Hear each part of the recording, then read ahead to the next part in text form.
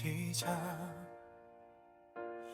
암흑의 심연을 지나온 멀고 먼 담태트야 벅년의 시간, 그 거대한 시공간의 물결 속에 찰나로 피어난 우리의 작은 생명체여, 우리는 먼지처럼 부서질 육신의 낡은 장막을 입고 영원을 갈망하며 밤하늘의 성자를 바라보았네.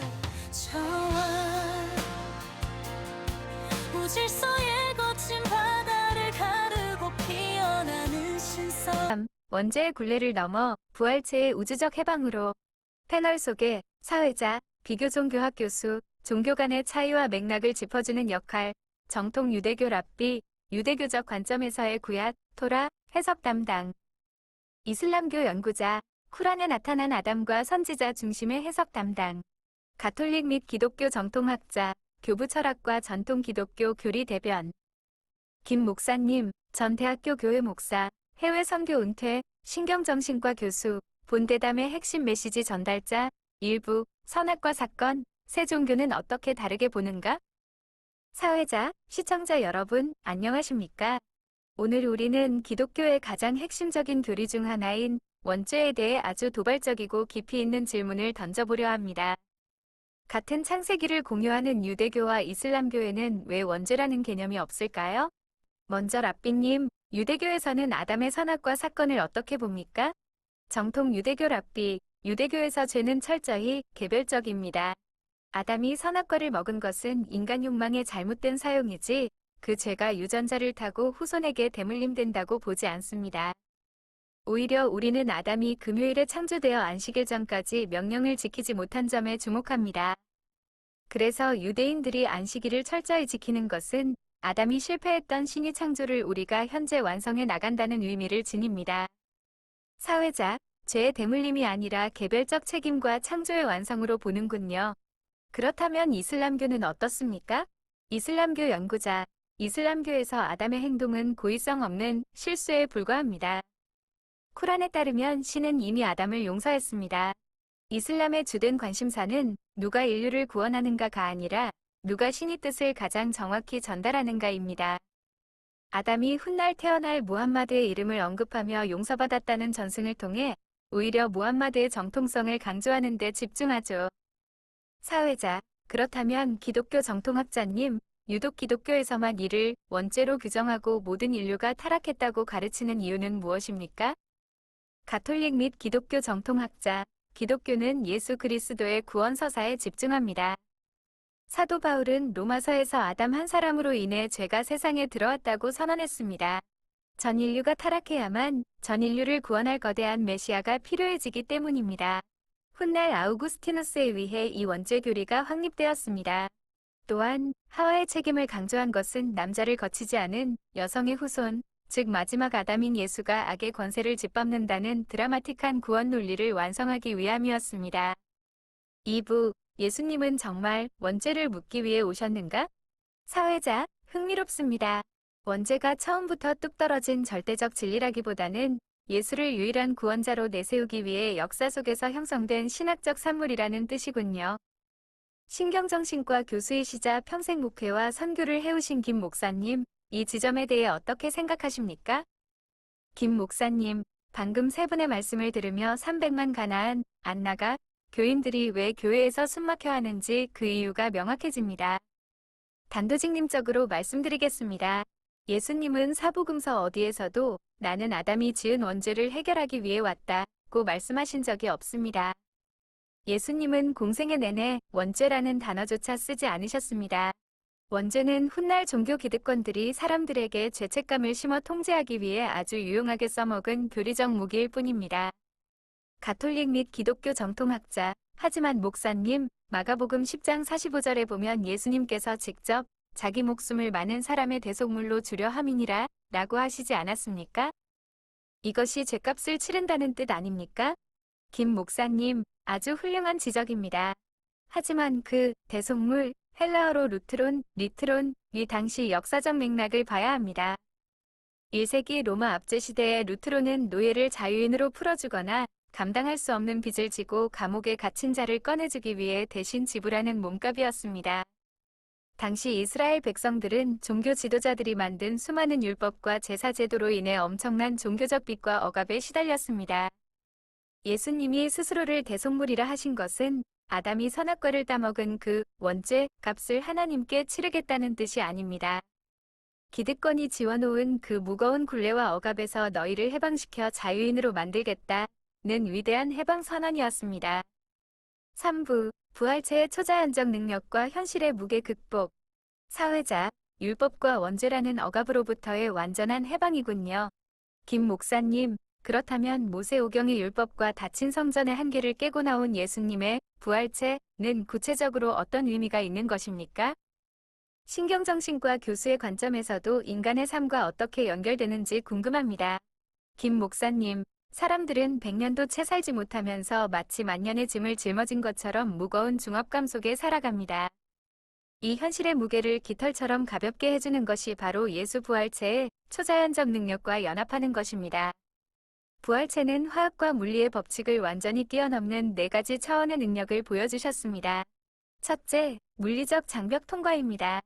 제자들이 숨어있던 방에 호련히 나타나셨죠. 둘째, 낡거나 썩지 않는 엔트로피의 극복입니다. 셋째, 지구의 중력과 3차원 시공간을 찢고 우주적 차원으로 넘어간 승천의 능력입니다. 넷째, 담의 색도상에서 바울을 완전히 뒤집어 엎은 시공간을 뚫고 나오는 빛과 창조력입니다.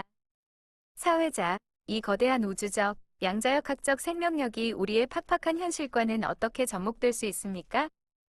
김 목사님, 이 부활체의 의식이 연합된, 즉 접붙임된 사람은 현실에서 마주하는 7가지 억압에서 완전히 자유로워집니다. 마치 통장에 500만 유로가 찍힌 로또 당첨자가 속도 위반 카메라 불빛 앞에서도 여유롭게 웃을 수 있는 것과 같습니다. 첫째, 질병과 노화에 대한 두려움. 육체의 쇠퇴는 우주의 자연스러운 엔트로피 법칙입니다. 하지만 부활체에 접속된 자는 이를 존재의 소멸이 아닌 썩지 않는 영원한 에너지체로 갈아입는 과정으로 여깁니다. 둘째, 사별의 슬픔과 단절감. 죽음은 캄캄한 벽이 아니라 다차원으로 넘어가는 문입니다. 먼저 떠난 이들과 영적으로 여전히 연결되어 있음을 알기에 사별에 찢어지는 슬픔에서 초연해질 수 있습니다. 셋째, 억울함과 불의에 대한 분노. 가장 억울한 십자가형을 받았으나 승천을 통해 우주적 통치자가 되셨습니다. 현실의 억울함도 찰나일 뿐이기에 분노를 내려놓게 됩니다. 넷째, 인간관계의 배신과 상처. 자신을 버린 제자들에게 다가가 평강이 있을지어다 하신 부활체의 스케일을 갖게 되면 타인의 험담이나 배신에 얽매이지 않게 됩니다. 다섯째, 먹고 사는 생존의 압박, 경제적 고통. 눈앞의 현실이 막막해도 나는 물질을 통제하는 부활체와 연결된 우주적 상속자라는 정체성으로 생존의 짐을 가볍게 여길 수 있습니다. 여섯째, 과거의 후회와 죄책감. 스데반을 죽였던 바울도 부활의 빛 아래서 리셋 되었습니다. 종교가 심어준 원죄의 굴레나 과거의 실패가 영광의 빛으로 덮여 소멸합니다. 일곱째, 인생의 허무함. 엠마오로 가는 길에서 보듯 시공간을 초월해 동행하시는 부활체를 인식하면 100년의 짧은 삶도 영원한 차원으로 이어지는 가장 의미 있는 발걸음이 됩니다. 사회자, 감탄하며 놀랍습니다. 율법이 만든 공포의 부족신에서 벗어나 생명력과 자유를 주는 우주적 부활체로 나아가야 한다는 말씀이 가슴을 울립니다. 김 목사님, 그렇습니다. 우리가 전해야 할 진짜 복음은 과거의 원죄를 캐묻고 정죄하는 것이 아닙니다. 닫힌 우상을 불태우고 시공간을 초월해 나타나신 생명의 부활체, 그 우주적 영광 안에 우리가 속해 있다는 통쾌한 해방의 메시지입니다. 방황하는 300만 가나안 성도들이 이 팩트를 마주하고 참된 자유를 누리기를 간절히 바랍니다. 사회자, 오늘 종교적 율법의 역사적 맹점을 짚어보고 예수 부활체의 참된 의미를 현대적이고 우주적인 시각에서 해석해본 뜻깊은 시간이었습니다. 대담에 참여해 주신 4분 학자님, 특히 깊은 통찰을 나눠주신 김 목사님께 감사드립니다. 이상으로 특별 대담을 마칩니다.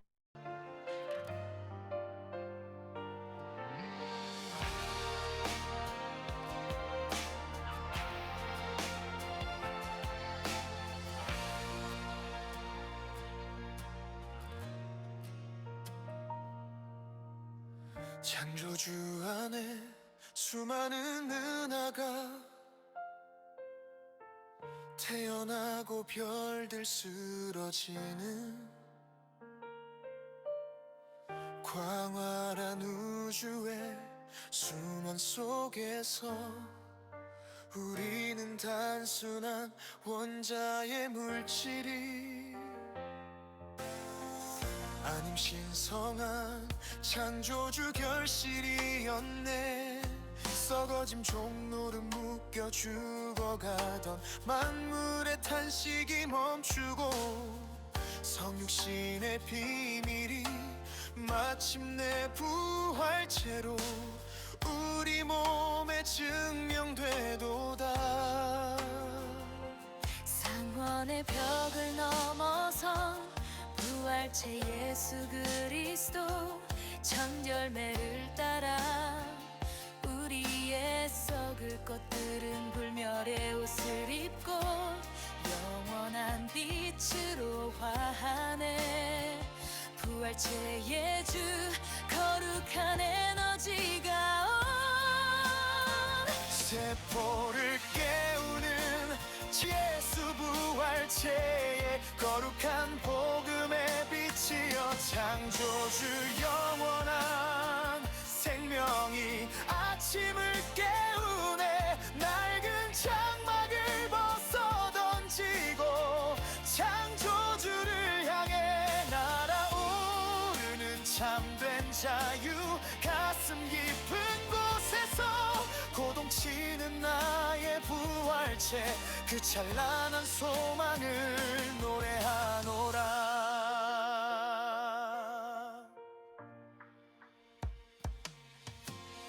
알파와 오메가 처음과 마지막이신